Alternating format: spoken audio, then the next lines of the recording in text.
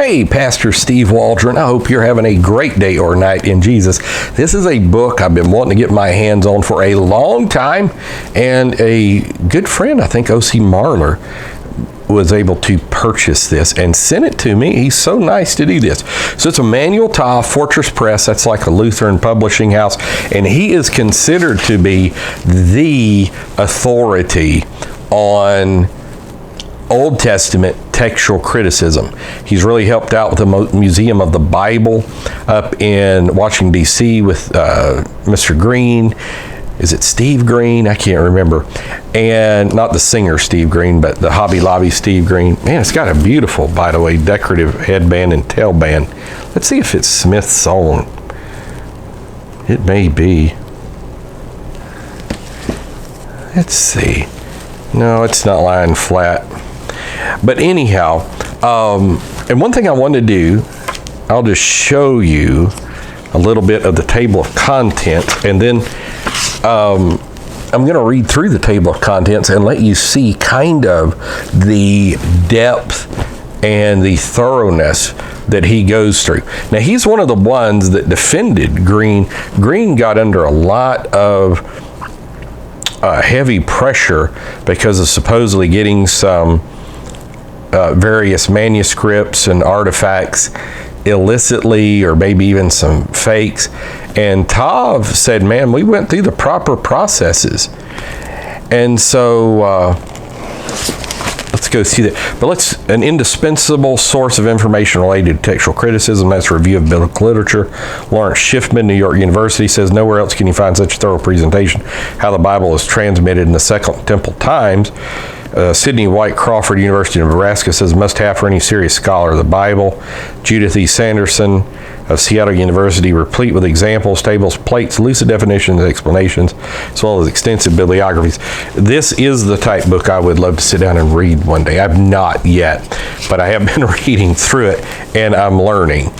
So this is some of the things. I don't know that we'll have time to go through it all.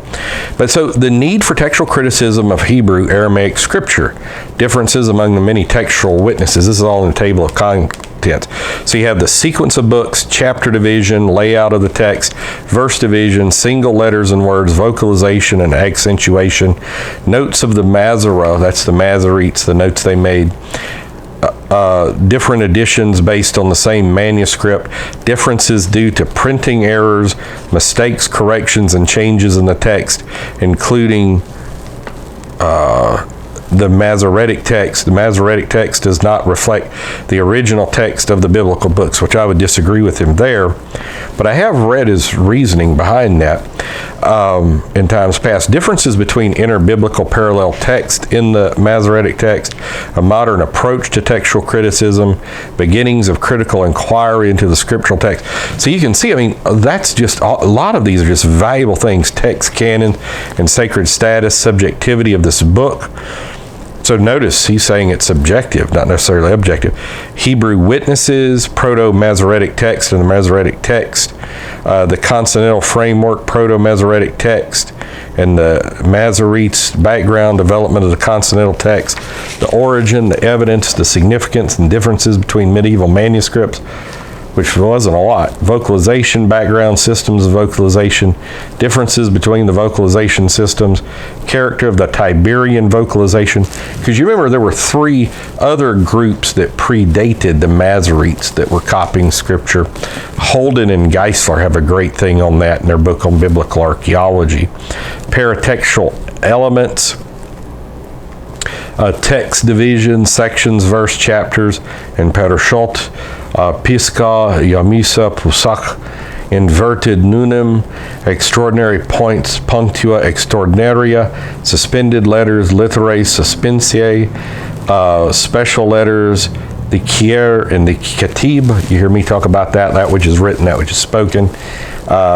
Sahirin, corrections of the scribes, omissions of the scribes, layout, accentuation, apparatus of the Masorah, contents, Masoretic handbooks. You see all this valuable information, additions, importance of the Masorah, and this is only through page 70, what I just read. So God willing, I really can't wait to dive into this book, and just want to let you know it's out there. And he's got some other books too. And just happened, Brother Marler got this for a good deal. I'm not going to tell you how much he paid, but it was a good deal on this. So God bless. We'll talk with you later. Bye-bye.